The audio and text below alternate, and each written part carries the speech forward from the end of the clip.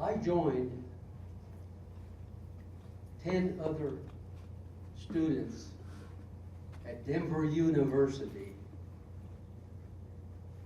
The campus ministry had recruited us, and we volunteered to leave on an 1,800-mile trip to Atlanta University. That is to say, to the city of Atlanta, to a complex of universities, historic, traditional, African-American colleges. And the 11 of us, a mixed group, one Chicano, 2 African-Americans, an Indian from India, and 7 Anglo-Americans, if you will. 3 females and 8 who were males. We arrived in Atlanta, and Morehouse College had been so very kind to send 2 students, interns, who would be with us throughout our stay at Morehouse College in Atlanta, Georgia.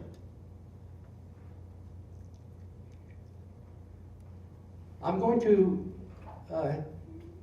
have you be with us now to a very indelible remembrance for us while we were there, and that I'm going to bring to you first. The sun was setting, and after being with the members of SNCC and also with the ministers from their organization and done many things, they said, well, this evening we would like for everyone to gather over to a meeting room with us. We want all of you to be with us, and we will have students and faculty and others. We entered the room.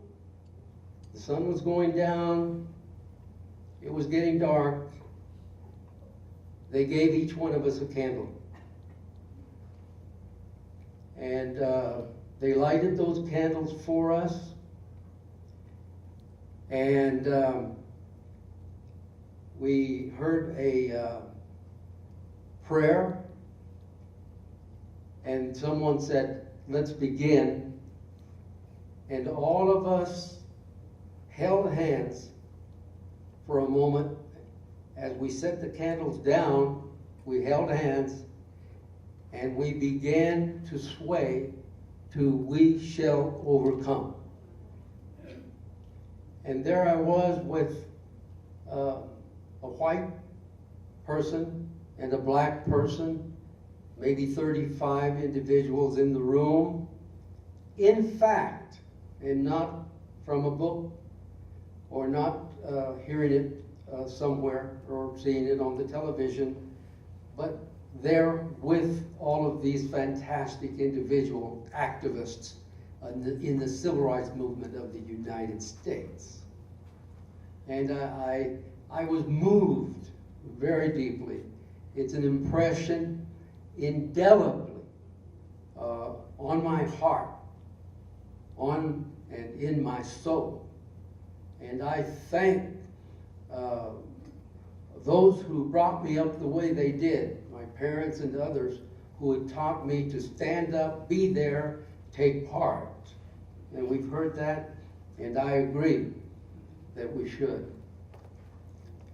And so that the idea was be there, learn it, and then do some acting up during your lifetime. And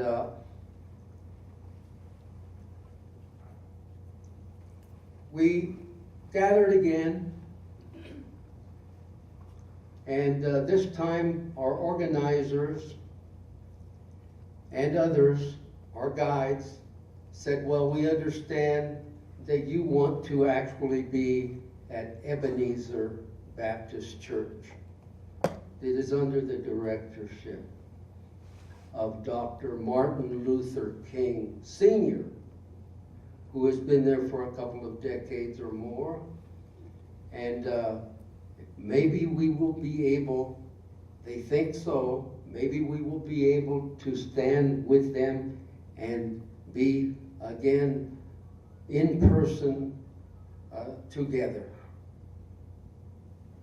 Because everyone has come to know about the civil rights movement in the United States and all the personalities and the iconic individuals.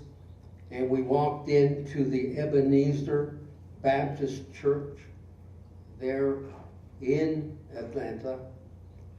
And the couple of individuals that were in the atrium went back, and before you knew it, in front of us, in fact, and in life, were 9, 10 ministers, all African Americans from throughout the state of Georgia and other states surrounding. Shuttlesworth and Dr. Martin Luther King Sr.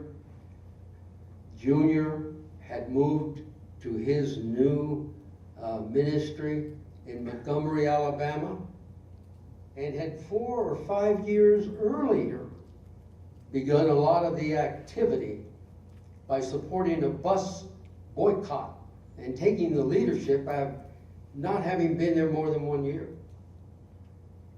And so he was busy, but the others were there, and we were facing one another. There was just a little counter there, and they welcomed us to the church, and they were wishing us well. And the senior Dr. King, Minister King, gave an inspiring message to all of us. Inspired us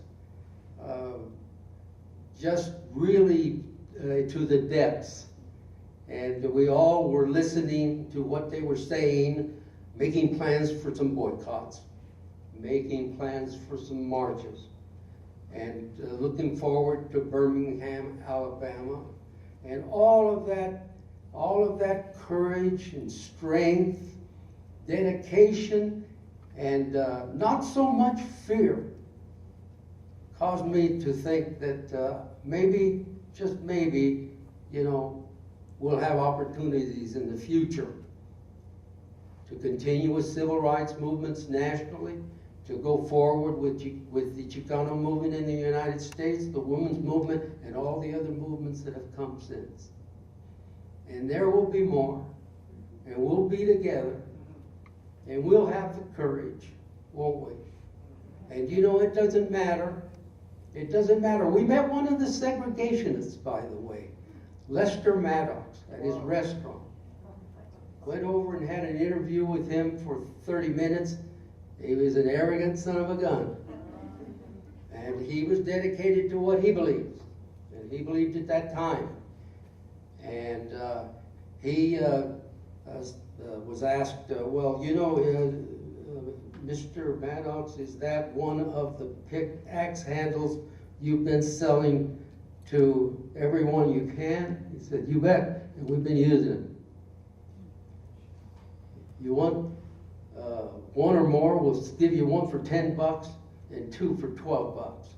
And we're in this to the end also, as you folks might be so dedicated. We don't want to go on for too long.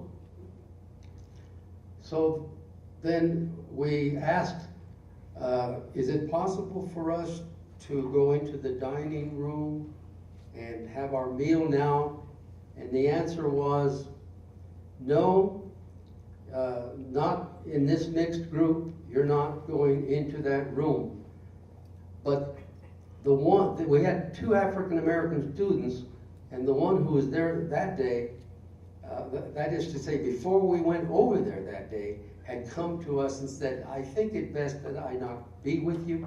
Maybe I might provoke something negative, and that would not be good for all of us.